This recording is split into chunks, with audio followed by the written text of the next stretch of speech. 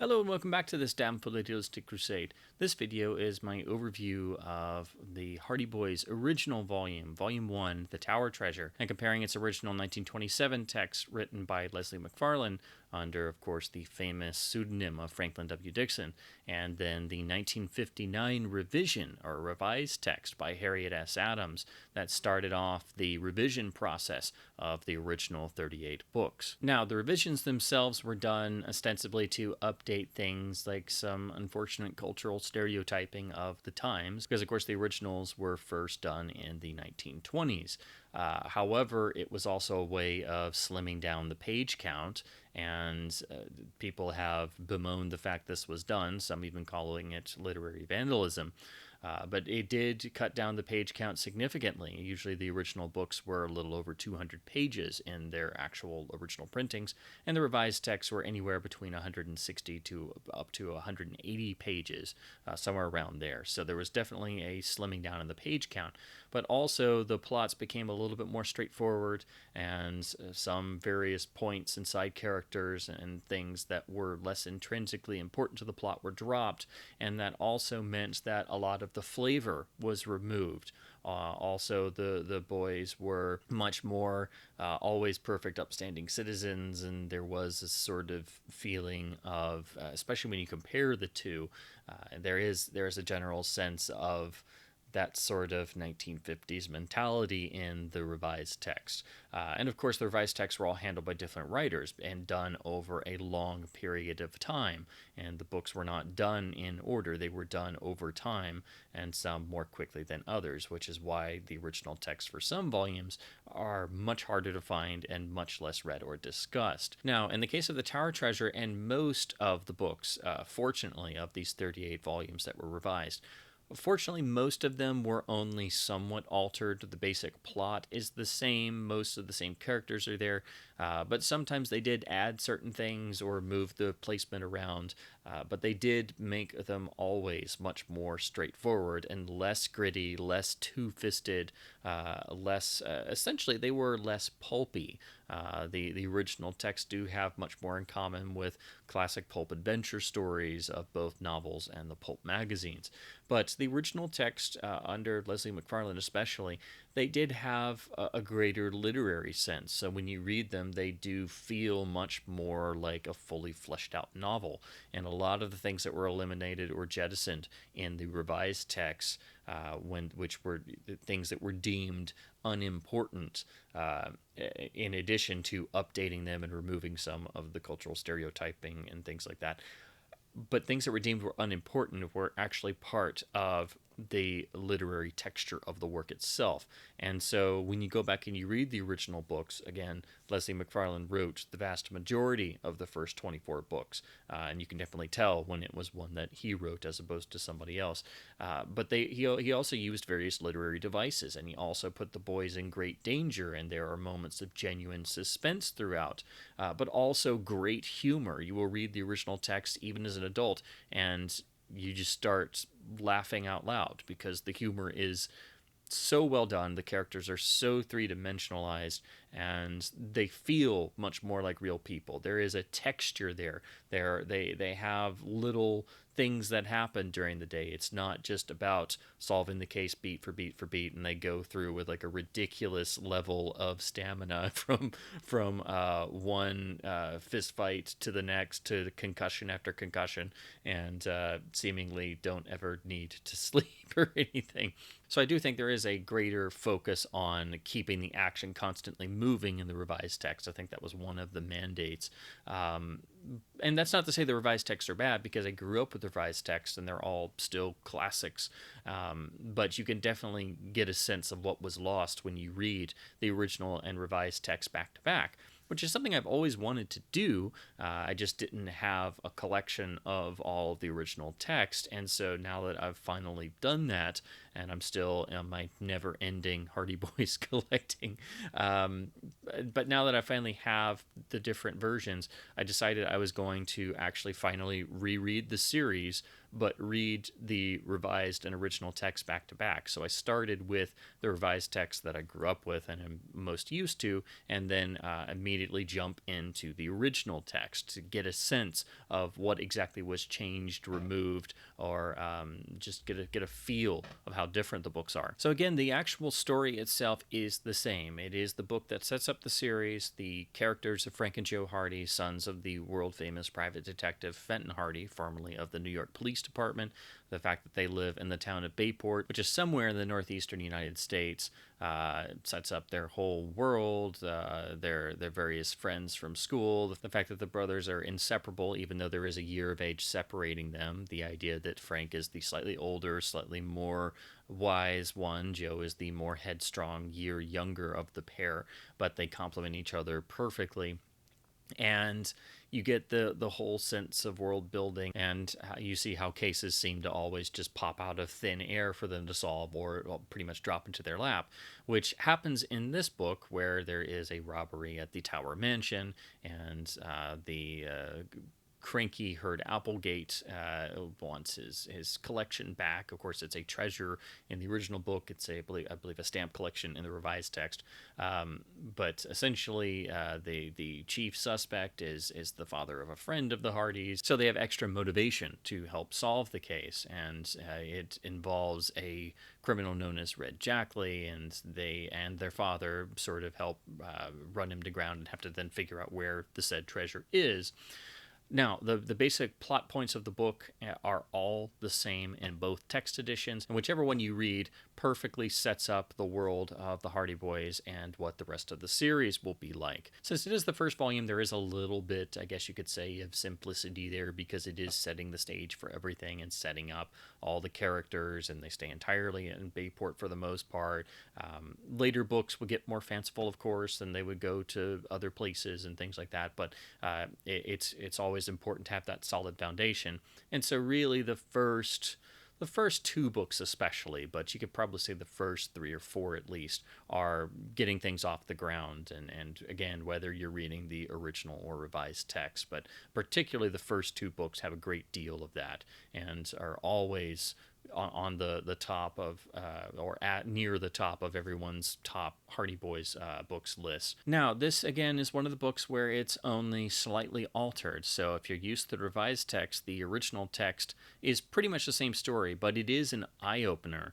First of all, the revised text does invent 1 or 2 extra bits of business that are not in the original text, but those are just little minor things. The basic flow of the story is the same. However, it's the complete difference in tone that will be just a gigantic eye-opener. The original text by Leslie McFarlane reads like a novel. It feels much more fleshed out, even though it's the same story we're used to from the revised text.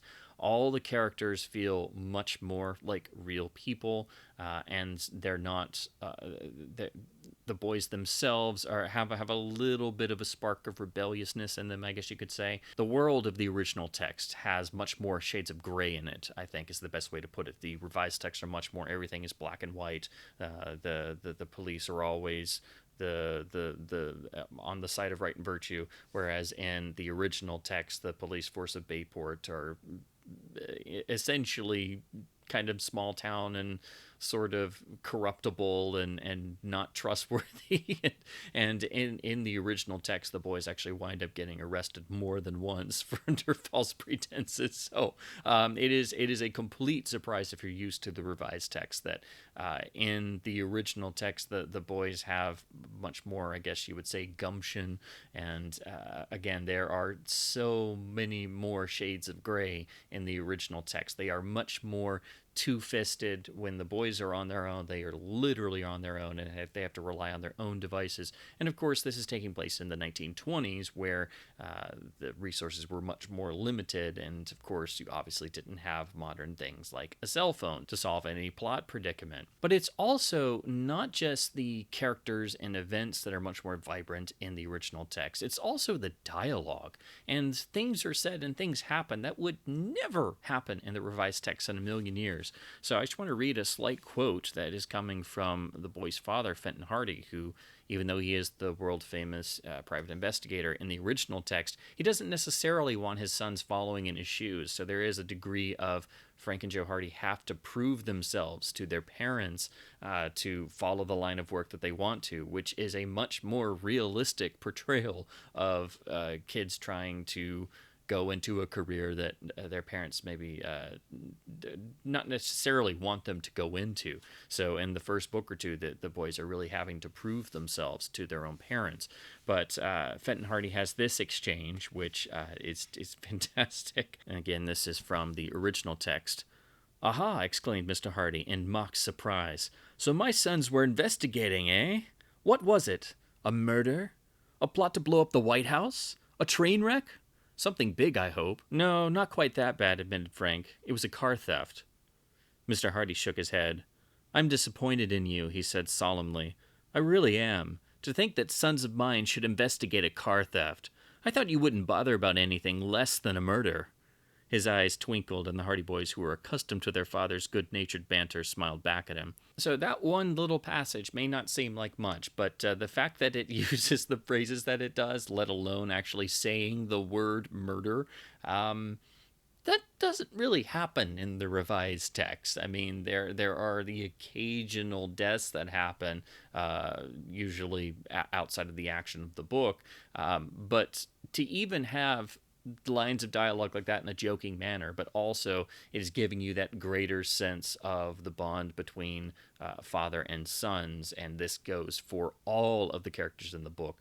They are much more textured and well-rounded, and all of the Hardy's friends feel much more like vivid characters, whereas in the revised text they come across much more as character types, I guess would be the best way to put it. So again, the dialogue is much richer, and again, there's a texture and a flavor in the original Leslie McFarlane books that is just not there in the revised text. You also get other literary devices that McFarlane is using that are pretty much alien to the revised text. There's an entire chapter in this book, The Tower Treasure, where it actually takes place from the boy's father's perspective. He goes to New York to hunt down leads, and you actually get his own personal first-person perspective viewpoint for that chapter. That did not really happen in the revised text outside of the occasional little event or bit with one of the side characters or supporting characters where they're having to wait or they're alone. They might get the occasional bit or passage, but usually not a whole chapter. That's just another example of how the original texts feel much more like a fully fleshed out novel.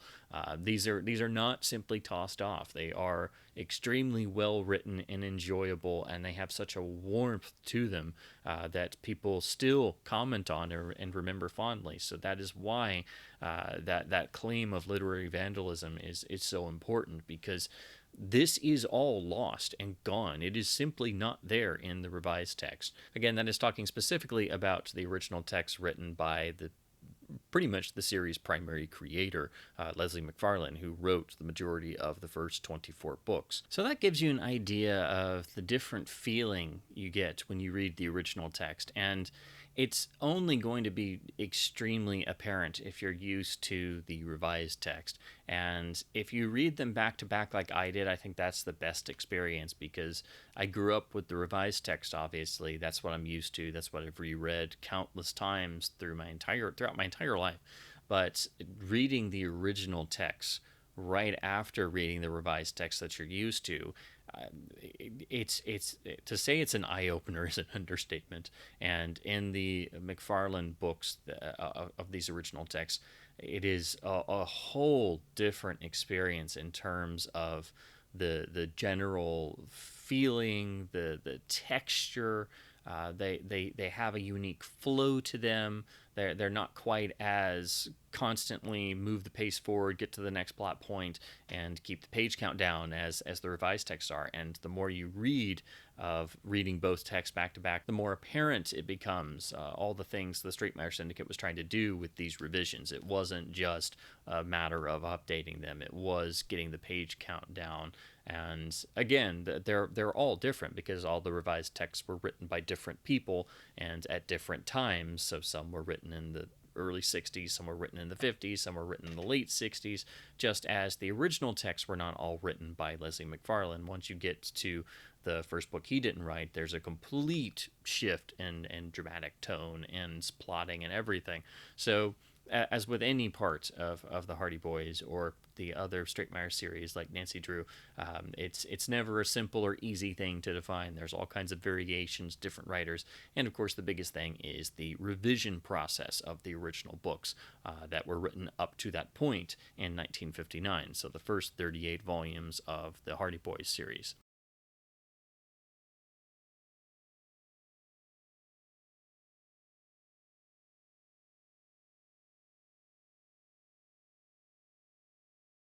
So, to talk a little bit about the various editions, I have my various tower treasures behind me. This is by no means complete or conclusive, but this just gives you an idea of what I personally have and some physical representation of some of the different types. Of course, the book has now had several different cover art designs.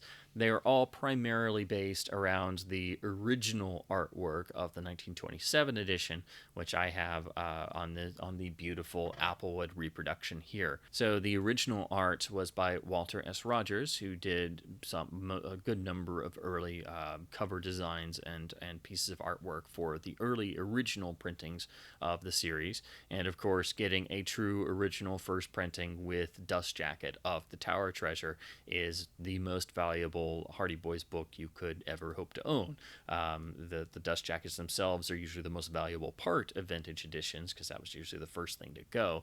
And I know relatively clean copies with dust jacket of true original first printings can go for anywhere around the region of $10,000 or more, significantly more than that sometimes at auction. So that's what you always hope to find in the attic somewhere. But the cover art did stay for quite some time. It was slightly modified to the second version, which started appearing in about 1932, I believe. But it is relatively the same. It's just basically cropped a little bit differently, and it's sort of brightened up a bit. There was quite a bit of the cover art sort of fluctuating or being slightly revised on the earlier books, and then when they got artists to come in and do new covers, a lot of times they were just doing updated versions of the cover art that came before, which you see reflected in most of the covers for the Tower Treasure. In 1944, we get the next cover with the slight updating of the actual book designs and the overall layouts that happened at this time in the 40s. This was done by A.O. Scott, who also did a number of Hardy Boys covers. This has the same general idea, but it changes the sort of layout and the design and placement of the boys. It takes place in broad daylight, whereas the original cover takes place at night, which I think looks much more dramatic. It's still a fine cover, but it definitely it doesn't quite have the iconic status of the original art, and it just feels like it's sort of lacking some drama to it, which all turns around with the 1959 artwork, which I think is pretty much what we all think of nowadays when you hear the words the Tower Treasure, and that is Rudy Nappy's art originally for the 1959 revised text. This stayed in print until the most modern Penguin reprint, and with that sort of disappearing, I think they maybe are just going back to the Nappy art. I think Rudy Nappy is one of the underrated artists. He is one of my favorite artists of all time, so I may be slightly biased, but I think this cover is the definitive Tower Treasure cover. You get it's again at night like the original, but it has such a sense of drama to it. The colors are extremely bold. There's a palpable sense of danger, not just from the expression on the boys' faces, but the light beam coming from the tower sort of penetrating the dark trees they're sort of trying to hide in. It is the only one of the covers that really gives you that sense of tension and suspense and a bit of danger. And the composition, I think, is really the most striking easily. So I do think the original 1927 cover is iconic, and it sort of has a particular flavor to it of the boys being hiding out there outside the tower at night and seeing the light and everything, which is, of course, from an actual scene from the book. That's not something that always happened with the various covers, but thankfully most of the time it did. But I do think the 1959 Rudy Nappy art is the definitive art for the Tower Treasure, and I probably wouldn't go as far as to print a version or make a version of the original text with the Rudy Nappy art, but it really is, I think, the definitive art for this book, and just still exactly what I think of in my head when I'm thinking about the Tower Treasure. I'm always thinking about Nappy's cover art from the revised text.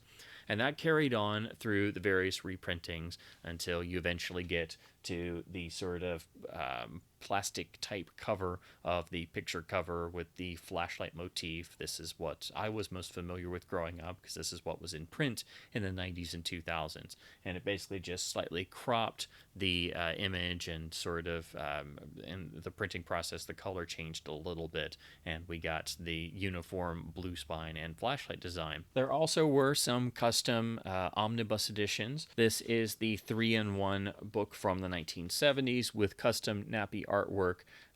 Doesn't pop up too often, but it's a nice custom edition with the first 3 books, hence the fact the spine is really thick. But this is just the what were then the current and common revised text, but in a single standalone volume with the standard rear cover of the series. But this is from the mid to late 70s. This is one that most people from my generation would be very familiar with. This is the late 90s, early 2000s 2-in-1 with the Tower Treasure in the flashlight picture cover design, but with book 2, House on the Cliff, on the flip side, and you do actually have to flip the book over. You get the spines uniform in this custom version, so it literally looks like the 2 books when you have them on the shelf, but it's 1 volume. But as you're reading the Tower Treasure, once you finish and you get to the end, then all of a sudden, if you got to the blank pages and you turned further, you would get the end of book 2 upside down. So you do literally have to turn the book over and start, because House on the Cliff is printed upside down. So that's the cute part of this, and why I always wanted to have a nice copy of this, just because it was such a cute, goofy idea that I always liked, even though it's obviously not something you would see replicated again. And that's how it stood until 2016, when Penguin took over and decided to do new hardcovers with brand new art for the series. They only did the first couple books, and then I guess they sort of gave up on it. This one was done by the artist Brian Miller, and it's in a particular style. It sort of has a cartoony look to it. It is actually depicting something from the very opening of the book, the boys on their motorcycles and about to be run down by a speed demon, and the color looks pretty nice, but I just am not too big on this particular type of design. All the covers they did for this particular iteration, they do have matching spines, so they look fine, and the actual text inside is the same as the prior editions, just the formatting of the book is a little different, and of course they've changed the title page for updating the copyright and to match this new Penguin reprinting. I'm not too big of a fan of this, especially since they kept the revised cover art in print for all these years. I really didn't see the need to try and get modern readers to come to these, but that was what they were trying to do, and for what this is, it's pretty solid, but nothing's ever going to replace Nappy's art for the revised text for this book. So it's an okay attempt, and they did go for a black spine, which was a bit strange because you automatically think of the blue spines, but they were at least putting some effort in, so I do applaud them for that. But again, it's not my favorite cover art, but at least it's pretty solid. And so that brings us to the various reprint versions of the original text, of which there are only 2. Now, there are many different vintage editions you could have of the original text, but if you wanted one of the reprints, until this year, there was only one option, and that is the original 1991 Applewood Books Facsimile Edition, which tries to replicate the original printing almost to an identical degree. Some slight updating with the Applewood logo and the rear cover they came up with, but this is one of the most beautiful reproduction jobs I've ever seen on any book. It reproduces the original to an incredible degree, right down to having the original red book underneath the dust jacket, and even recreating the original jacket flap inside. There's a small introduction, as do all of the Applewood editions, letting you know exactly what this is. It's a reproduction of the original text, and it does have the original interior artwork on a nice glossy piece of photo stock paper. This recreates the original text printing in terms of the actual design and layout. So this is the identical to what you would see in the text block on the actual pages of an original or earlier volume, because they were, for the most part, all the reprints in the 40s and 50s before the revisions started would reuse the original printing plates, and they would get increasingly worn out. So here you're getting a beautiful, clean rendition in this incredible reprint job. So unfortunately, Applewood was only able to do the first 16 books before stopping, and the later books they did were in such small print runs that they are extremely valuable and highly prized by collectors. They go for very high dollar amounts, usually well over $100 or more per volume of the last couple books. So completing a set of the Applewood reprints is very difficult. I myself now, I finally have about 4 or 5 of them, but you can get the first couple, usually books 1 through 5, relatively easily for between $10 and $30 a book, depending on which one you're going for. But after that, books 6 through 10 are much harder to find. They're going to be a bit more pricey, but then 10 through 16 in these Applewoods you are going to have to pay quite a bit. So that's why if you want to read the original text and save your money, you'll just have to get a variety of 40s and 50s printings that still had the original text in them. And that's how it stood until 2022. So just this year, Dover Thrift Editions picked up the original text of the Tower Treasure because it has entered the public domain. So apparently they might be doing a whole reprint series. They have this rather generic art, unfortunately. They are going for this logo. It has book 1 on here, and it has this spine design looking like it's going to start off a whole reprint series. So this is a Dover Thrift Edition. It is like all of their books. It's very inexpensive. It's a very cheap book in terms of how it's put together, but at least it's getting it out there in print, and this is the original text. There is a little disclaimer on the copyright page, but that's about it. The typeface has been reset, so it is clocking it at 155 pages, but don't let that throw you. It's just because the typeface has been reset into the standard larger paperback size of a Dover Thrift Edition. Again, this retails for $8.99, so it is very, very affordable. Some retailers have it for even less than that, brand new. And it's a solid printing, but like most Dover books, it can easily get wear, and the binding is not the greatest. I purchased this brand new just recently, and I got it, and it already has some visible spine wear there right in the opening page, so as soon as I got it. But other than that, it unfortunately doesn't have the original front art, so that is something you will lose right off the bat. But other than that, it is a perfect recreation of the original text, and finally getting it out in print in a very easy to find and affordable edition. It would be great if stores actually stock this, because this is an essential work in the field of children's literature, and itself reads like a great novel. This is still a great book for adults to go and read, even if you've never read a Hardy Boys book. It is so well put together, well written, and so rich, warm, funny, and has even some nice suspenseful moments in it. So at least the original text is back in print.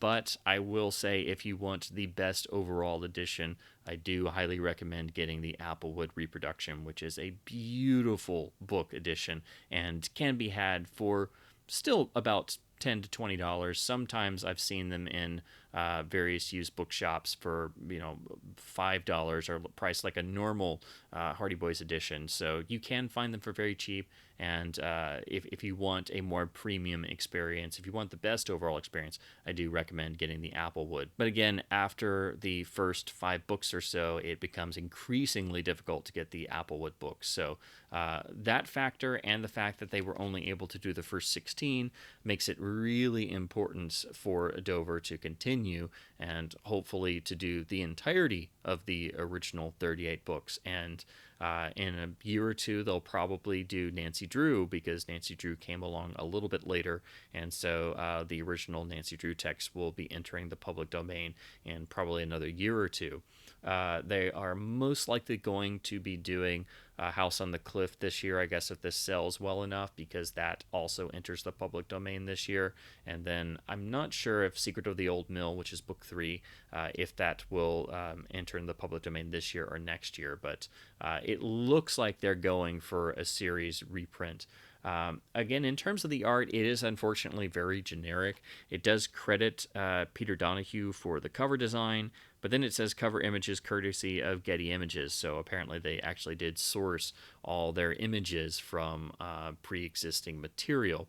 So, at least you have the figure of the boys, and there's a tower with a light, but there's no beam of light. It's in broad daylight. It looks very, very generic, but don't let that fool you. So this, again, is the original text in a nice, modern, available, and affordable form.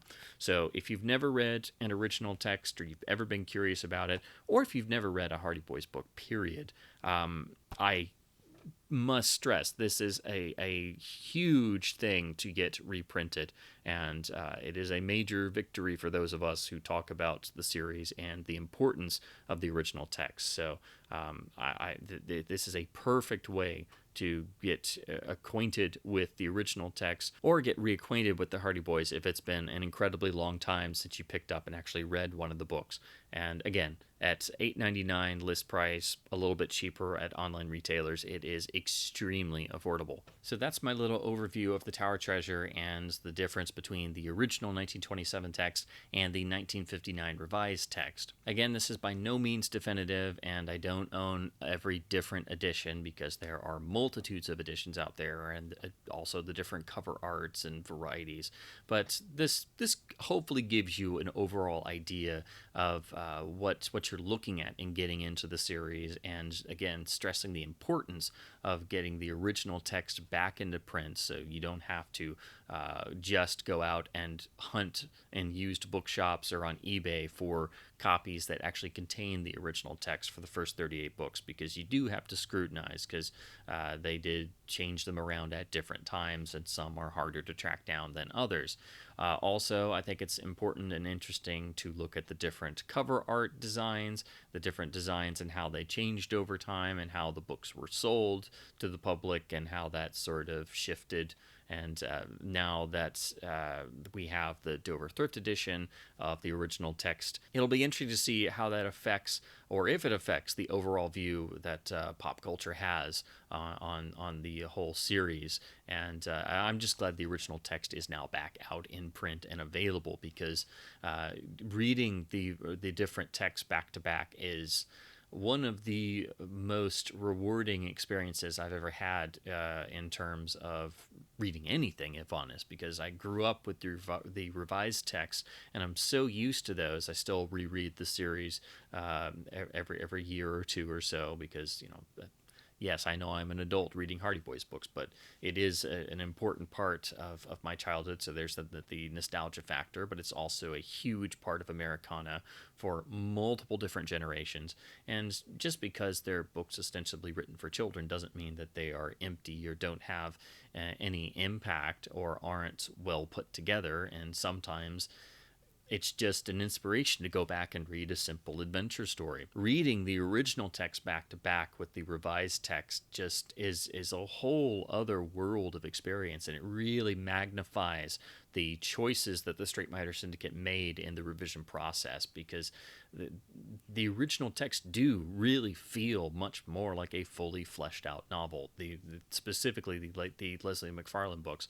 So that's why I think it's really important, and it's a fascinating experiment that I encourage any fan of the series or books of this type to go and do, because I think it's something to do, even if you're just trying to become a better writer yourself, because you can see the difference in focus. And I think there are some bits of the revised text that are a little bit more polished than the original text. I think the revised text can sometimes, in the first couple books, have a little bit more focus on action, and they do have a faster pace to them, and they always have a constant focus on the whole narrative arc and getting to the end by the 180 page mark. So there is a greater sense of narrative focus, whereas the original texts, they can meander a little bit, but in that sense they do feel much more like a novel. They do feel a bit more realistic. It's not just action from point A to point B to point C to point D and then you're done.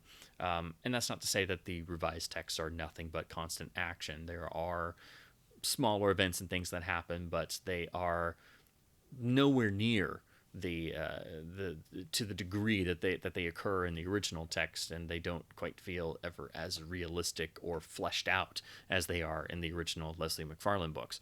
So again, this is the first in a series I'm hoping to do. I did start rereading the original series and reading the revised and original text back to back to make these comparisons for myself. And I hope to make this a sort of continuing video series of just talking about the books one at a time, and talking about the different texts, and hopefully encouraging more people or more out there to dig into the series, which I feel is so incredibly undervalued.